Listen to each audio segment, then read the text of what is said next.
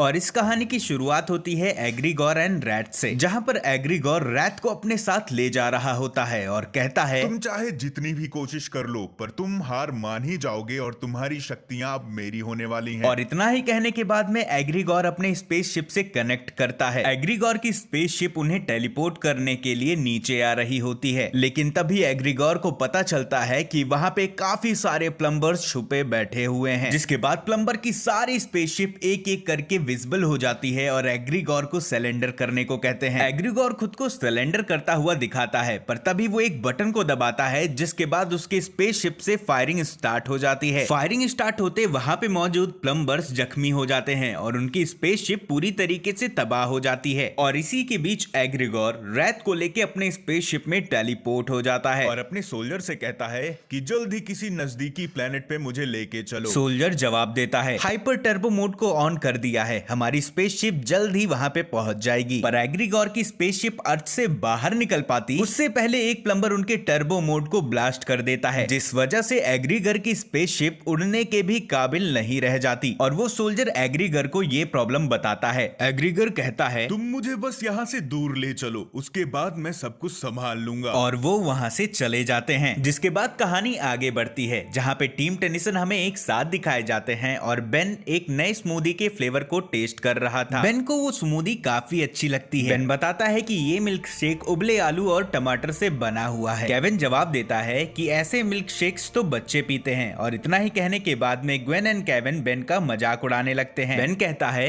कि हम कितने दिनों बाद साथ में टाइम स्पेंड कर रहे हैं और ऐसा टाइम बिताए तो जमाना बीत गया। तभी वहां पे बेन के काफी सारे फैंस आ जाते हैं, उससे सेल्फी एंड ऑटोग्राफ की डिमांड करते हैं। ग्वेन एंड केविन अपने कार की ओर आगे बढ़ते हैं और बेन को भी बुलाते हैं कि हमें अब यहाँ से चलना चाहिए। तभी बेन गुस्से में कहता है कि मैं यहाँ से तब तक नहीं जाऊंगा जब तक मेरा मिल्क शेक खत्म नहीं हो जाता। और इतना ही कहने के बाद में वो पहले बिग चिल और फिर अल्टीमेट बिग चिल में ट्रांसफॉर्म हो जाता है और जहाँ पे उसके फैंस खड़े हुए थे वो बर्फ की एक दीवार खड़ी कर देता है और अपने डिफॉल्ट रूप में आ जाता है। और ग्वेन के पूछे जाने पे बोलता है कि अब मस्ती का वक्त खत्म और वैसे भी यहाँ पे सर्द बहुत है। तभी बेन के अल्टीमेट्रिक्स में किसी तरीके का नोटिफिकेशन आ रहा होता है। जैसे ही वो अल्टीमेट्रिक्स को टच करता है, ग्रैंडपा मैक्स का एक होलोग्राम बन जाता है। ग्वेन कहती है कि हम सब यहीं साथ में हैं, कोई प्रॉब्लम हुई है क्या? ग्रैंडपा मैक्स जवाब देते हैं कि अगर कोई बड़ी प्रॉब्लम ना होती तो तुम सबको मैं एक साथ याद ना करता। जिसके बाद हम देखते हैं कि टीम टेनिसन वहीं पे आ चुकी है जहां पे एग्रीगोर ने प्लम्बर्स के ऊपर में अटैक किया था। ग्वेन अपने मैना पावर का यूज करके बताती है कि 1 घंटे पहले वहां पे वो सारे एलियंस मौजूद थे जो कि एग्रीगोर के चंगुल से भाग चुके थे। केविन अपनी इन्वेस्टिगेशन को पूरा कर लेता है और बताता है कि 1 घंटे पहले यहाँ पे एग्रीगोर भी मौजूद था। और सारे सबूतों को देख के केविन बताता है कि एग्रीगोर ने कैसे क्या किया और 1 मिनट के अंदर ही पूरे केस को रिजॉल्व कर देता है। केविन के इतने स्मार्ट फेस को देख के बेन एंड ग्वेन हैरान हो जाते हैं। ग्रैंडपा मैक्स कहते हैं कि मैंने कभी भी किसी को इतनी जल्दी मौकाए वारदात पे नतीजे निकालते नहीं देखा और ये चीजें देख के मुझे लगती हैं कि या तो तुम एक अच्छे प्लम्बर बन सकते हो या तो मजे हुए मुजरिम। बेन कहता है कि मुझे उन सारे एलियंस को बचाना होगा।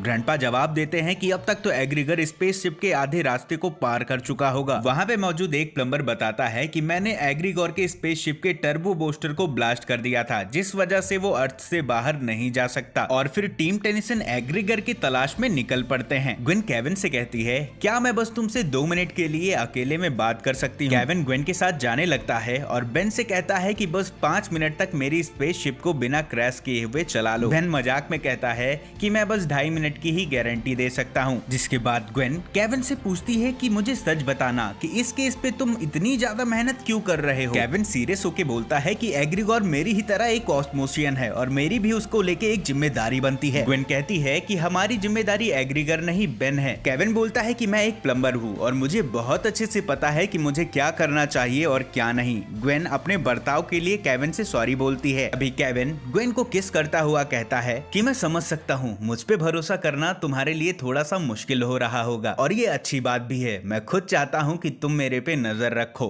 जिसके बाद में टीम टेनिसन एग्रीगोर के स्पेसशिप के करीब पहुंच जाते हैं। टीम टेनिसन चुपके चुपके एग्रीगोर के स्पेसशिप के पास जाने लगते हैं और तभी उनका सामना एग्रीगोर के सोल्जर्स से हो जाता है, जहां पर टीम टेनिसन उन सारे सोल्जर्स के ऊपर में अटैक करना स्टार्ट कर देती है और बेन लॉर्ड स्टार में ट्रांसफॉर्म हो जाता है। तभी ग्रैंड ग्रैंडपा कहते हैं कि ये लोग हमारा ध्यान भटका रहे हैं ताकि एग्रीगोर स्पेसशिप को जल्दी ठीक कर सके। अभी लॉर्ड स्टार अपनी बॉडी पे एक शील्ड को क्रिएट कर लेता है और एग्रीगोर के स्पेसशिप की ओर अकेला ही आगे बढ़ने लगता है। ग्रैंडपा मैक्स उसे रोकने की कोशिश करते हैं और बताते हैं कि ये हो सकता है कोई साजिश या जाल हो, पर तब तक लॉर्ड स्टार एग्रीगोर के स्पेसशिप के अंदर में चला जाता है और उसके अंदर जाते ही स्पेसशिप ब्लास्ट हो जाती है। उस भयंकर ब्लास्ट से बचने के लिए ग्वेन अपने मैना पावर का शील्ड क्रिएट कर लेती है, पर लॉर्ड स्टार के चित्थाड़े उड़ जाते हैं, जिसे देख के ग्रैंडपा मैक्स थोड़े से परेशान होते हैं। पर लॉर्ड स्टार अपने मैग्नेट पावर की हेल्प से अपनी बॉडी को रीहील कर लेता है और अपने डिफॉल्ट रूप में आने के बाद कहता है कि ग्रैंडपा मैक्स की जाल वाली बात शायद सही ही थी। ग्रैंडपा मैक्स कहते हैं कि ये सारी बातें तो ठीक हैं, पर एग्रीगोर अब कहाँ गया होगा। जिसके बाद में हम एग्रीगोर को एक मिलिट्री बेस के अंदर में देखते हैं और वो अपने सोल्जर्स से अपने 5 कैदियों को वहां पर शिफ्ट करने के लिए कहता है। और वहीं दूसरी साइड केविन 11 एंड ग्वेन के लाख कोशिशों के बाद भी वो एग्रीगोर के नए ठिकाने को नहीं ढूंढ पा रहे थे। तभी हवा में एक फाइटर जेट दिखाया जाता है जो कि टीम टेनिसन को अपने स्पेसशिप को लैंड करने को कहते हैं। जिसके बाद में हम कर्नल रोजम को देखते हैं जो कि ग्रैंडपा मैक्स को पहले से ही जानते थे और बेन ये देख के कहता है कि ग्रैंडपा मुझे सच में नहीं पता था कि आप कर्नल रोजम को भी जानते हो। कर्नल रोजम बताते हैं कि हमारे बेस पे एलियन अटैक के बाद में जब से मैंने सारी चीजों को संभाला है, गवर्नमेंट ने सारे अजीबो गरीब और एलियन से जुड़ी हुई चीजों की जिम्मेदारी अब मुझे दे दी है। और बताते हैं मुझे यूएस गवर्नमेंट के एक नाकामयाब ऑपरेशन के बारे में पता चला है जब वो 1950 में एक टाइम मशीन बनाने की कोशिश कर रहे थे और ठीक 3 घंटे पहले वहाँ पे कुछ छेड़छाड़ हुई है। हमारे सोल्जर्स वहाँ की तहकीकात करने गए थे और हमें ये मिला। तस्वीर देख के टीम टेनिसन को ये पता चल जाता है कि एग्रीगोर वहाँ पर है। तभी कर्नल रोजम बताते हैं कि मैंने अपने सिक्योरिटी को ये ऑर्डर दिया है, अगर उस बेस पे फतेह हासिल ना कर पाए तो उस बेस को पूरी तरीके से एयरफोर्स उड़ा देगी। कर्नल रोजम के इतना ही कहते वहाँ पे प्रोफेसर पैराडॉक्स आ जाते हैं और कहते हैं कि ऐसा कभी नहीं हो सकता, ऐसा करना बहुत बड़ी बेवकूफी होगी और मुझे नहीं लगता कि एक कर्नल को ये सब करना शोभा देता है। कर्नल रोजम प्रोफेसर पैराडॉक्स को देख के डर जाते हैं। तभी बेन उन्हें समझाता है कि इनसे डरने की जरूरत नहीं, ये बस एक टाइम ट्रैवलर हैं और हाँ ये हमारे साइड हैं। जिसके बाद में प्रोफेसर पैराडॉक्स बताते हैं कि अगर तुम सभी ने उस बेस और टाइम मशीन को बर्बाद करने की कोशिश की तो परिणाम बहुत ही ज्यादा गंभीर होंगे। और ग्रैंडपा मैक्स के पूछे जाने पे बताते हैं कि मैं तुम सबकी इसमें कोई भी हेल्प नहीं कर सकता क्योंकि मुझे यहाँ से बहुत दूर एक दूसरी गैलेक्सी में टाइम पे जाना था, पर अब मैं लेट हो चुका हूँ। कर्नल रोजम कहते हैं ठीक है, मैं तुम सबको एक मौका देता हूँ। बेन तुम जाके एग्रीगोर को रोकने की कोशिश करो, पर अगर तुम सब नाकामयाब रहे तो मैं एयरफोर्स से कह के उस बेस को उड़वा दूंगा। और दूसरी साइड प्रोफेसर पैराडॉक्स केविन 11 को साइड ले जाके समझाते हैं, केविन आगे चल के तुम्हारा रास्ता बहुत ही ज्यादा कठिन होने वाला है, पर तुम उस गंभीर परिस्थिति में ये याद रखना कि तुम्हारे सच्चे दोस्त कौन हैं। और इतना ही कहने के बाद में प्रोफेसर पैराडॉक्स वहां से चले जाते हैं। जिसके बाद हम देखते हैं कि टीम टेनिसन एग्रीगोर के बेस पे पहुंच चुके हैं। वहां पर एग्रीगोर के काफी सारे सिपाही तैनात होते हैं। बेन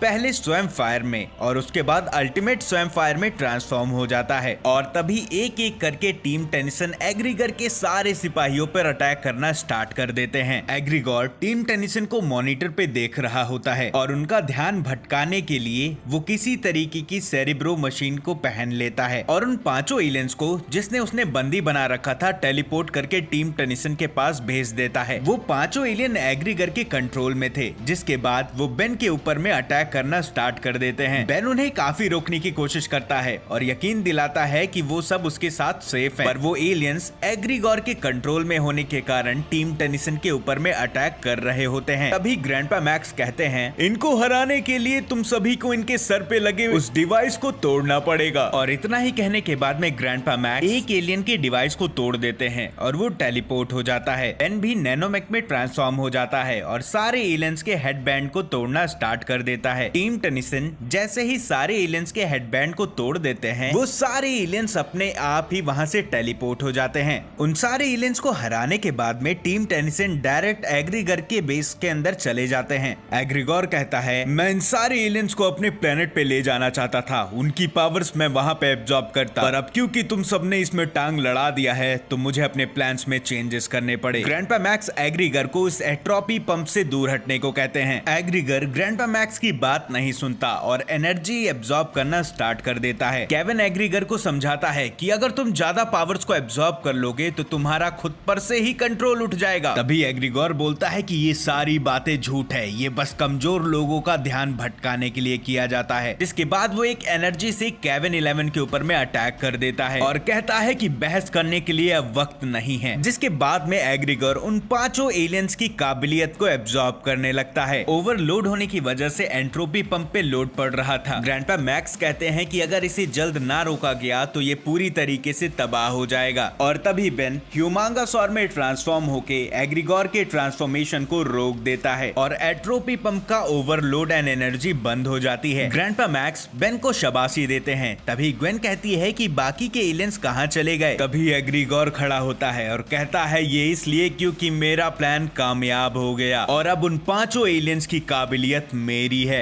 एग्रीगोर इतना ज्यादा भयानक लग रहा था जिसे देख के टीम टेनिसन खौफ से डर जाती है और इसी के साथ इस एपिसोड का एंड हो जाता है। अब पार्ट 2 में हमें पता चलेगा कि कैसे टीम टेनिसन एग्रीगोर को रोकते हैं और क्या नए कारनामे और धमाके एपिसोड 2 में हमें देखने को मिलेंगे। उसके लिए आप सभी को इस चैनल को सब्सक्राइब करना पड़ेगा। तो मैं मिलता हूं आप सभी से एक नेक्स्ट वीडियो के साथ में। Till then, thanks for watching and stay tuned.